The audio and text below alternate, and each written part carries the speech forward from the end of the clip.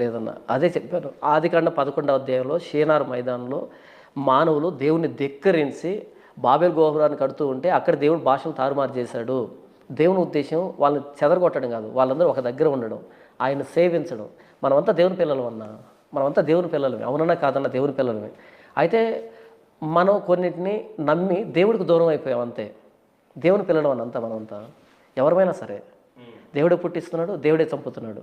అయితే మన దగ్గరికి సత్యం వచ్చినా సరే ఆ సత్యాన్ని ఎందుకు మనం అంగీకరించలేకపోతున్నాం, అక్కడ డిఫర్ అవుతున్నాం తప్ప చనిపోయేంత వరకు మనం దేవుని పిల్లలమే. ఎటర్నల్ లాస్ట్, శాశ్వతంగా దేవుడు దూరం అయిపోయేంత వరకు మనకు ఛాన్స్ ఉందన్న. దాన్ని నరకం అంటాం మేము. కాబట్టి ఏంటంటే దేవుని పిల్లలం కాబట్టే ప్రతి మానవుడి దగ్గరికి వెళ్ళి వాళ్ళు కొడుతున్నా, తిడుతున్నా, పేడ నీళ్ళు చల్లుతున్నా సరే సువార్త చెప్తున్నామన్నా. రండి ప్రభువైన యేసుక్రీస్తు దగ్గర మీ పాపాలు ఒప్పుకోండి, మారు మనసు పొందండి అని. దీన్ని మత ప్రచారం అంటున్నారు. పేడ నీళ్ళు చల్లుతున్నా సరే తిరిగి మరలా వాళ్ళ ఇంటికి వెళ్తున్నామంటే అందరు దేవుని పిల్లలు కాబట్టి